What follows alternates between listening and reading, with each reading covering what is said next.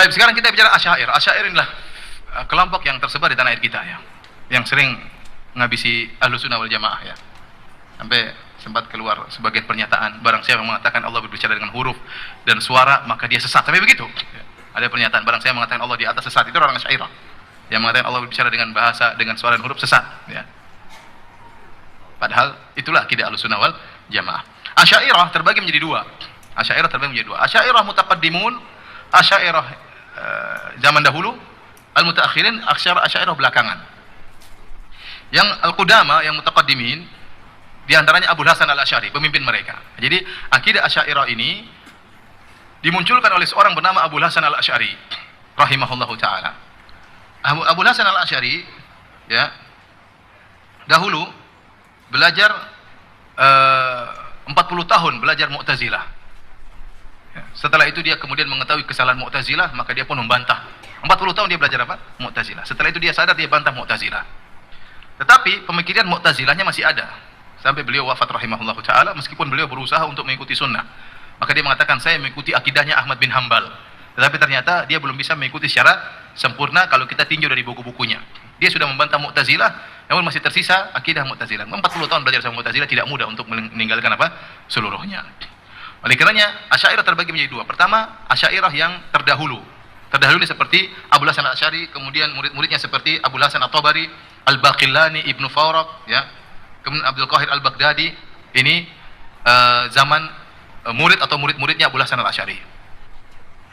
Abu Hasan al-Asy'ari ini kalau tidak salah di abad keempat. Kalau tidak salah abad keempat. Makanya kalau sekarang ditanya, siapa itu Ahlussunnah wal Jamaah? Katanya Ahlussunnah wal Jamaah itu yang akidahnya akidah Asy'ari, akhlaknya Ghazali, fikihnya fikih Syafi'i. Begitu katanya ya. Itu kata mereka. Gampang kalau mau tahu siapa Ahlussunnah, gampang. Akidahnya apa? Asy'ari, fikihnya siapa? Syafi'i, akhlaknya siapa?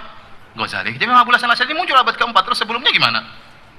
Sebelum dia Abu Bakar, Umar, kemudian tabi'in, kemudian Imam Ahmad, Imam Syafi'i ya. Kenapa tidak bilang akidahnya benar akidah Syafi'i? Kenapa tidak demikian? Kok akidahnya siapa? Abu Hasan al-Asy'ari ya. Dia belakangan muncul pada sekitar abad keempat ya. Maka perlu diteliti bagaimana akidah dia. Ternyata Asy'ariyah terbagi menjadi dua. Asy'ariyah yang mutaqaddimin, yaitu Abu Hasan dan murid-muridnya. Kemudian Asy'ariyah mutaakhirin yang sekitar abad ke-5, abad ke-6, abad ke-7 ya. Di antaranya yang mutaakhirin yang belakangan seperti Abul Ma'ali al-Juwaini, kemudian Abu Bakar Ibn al-Arabi, kemudian Syahristani, Ar-Razi, Al-Amidi dan Al-Iji. Ini tokoh-tokoh mereka ya. Ya, tokoh-tokoh mereka, dan mereka punya buku-buku tentang akidah di antaranya ya. Ternyata ada perbedaan antara Asy'ariyah yang dulu dengan Asy'ariyah belakangan. Asy'ariyah yang dulu dengan Asy'ariyah belakangan. Contohnya kalau kita lihat perkataan Abu Hasan al-Asy'ari ya, dan juga Asy'ariyah yang mutaqaddimin ya, mereka menetapkan sifat-sifat dzatiyah seperti wajah, tangan, mereka tetapkan. Mereka hanya menolak sifat-sifat ikhtiyariyah, persis seperti pemahamannya Ibnu Kullab atau Kullabiyah. Tadi kita sebut tentang Kullabiyah ya. Saya urutkan ulangi, pertama Jahmiyah, terus apa? Mu'tazilah, kemudian apa? Kullabiyah, sekarang baru Asy'ariyah. Asy'ariyah terbagi menjadi dua. Asy'ariyah mutaqaddimin, mutaakhirin. Asy'ariyah mutaqaddimin persis seperti Ibnu Kullab, menetapkan sifat dzatiyah, menolak sifat apa? Ikhtiyariyah. Adapun Asy'ariyah mutaakhirin ya, mirip dengan Jahmiyah, menolak kebanyakan sifat kecuali 7 yang mereka tetapkan. Kecuali 7 yang mereka tetapkan, yang mereka sebut dengan sifat yang ditunjukkan oleh akal. Ya, seperti melihat, mendengar, kata mereka namanya Tuhan itu harus memiliki sifat hidup. Namanya hidup yang sempurna itu harus ada pendengarannya, harus ada penglihatannya, harus ada kudrahnya, harus ada ilmunya. Jadi mereka menetapkan sifat Tuhan itu cuma 7. Itu pun kalau nggak ada dalil nggak jadi masalah, karena kata mereka akal menunjukkan akan hal tersebut. Bahwasanya Tuhan itu memiliki sifat apa? Hidup. Hidup itu yang sempurna harus ada pendengarannya, penglihatannya, ada ilmunya, kemudian diantaranya bisa berbicara dan ada irodahnya. Kalau ingin ciptakan ini, ciptakan harus ada punya kehendak. Saya ingin ciptakan manusia, saya ingin ciptakan monyet, saya ingin ciptakan hewan, ya harus ada irodah. Kalau nggak ada irodah nanti makhluk satu model, paham? Karena ada berbeda-beda makhluk, berbagai macam model, berarti Allah punya sifat apa? Irodah. Jadi intinya mereka menetapkan cuma 7 sifat, itu pun berdasarkan apa? Berdasarkan akal mereka. Ini yang ekstrim, Asy'ariyah yang mutaakhirin. Ekstrim, karena hampir mirip dengan Jahmiyah. Mereka tolak seluruh sifat, kecuali apa? 7. Kecuali 7.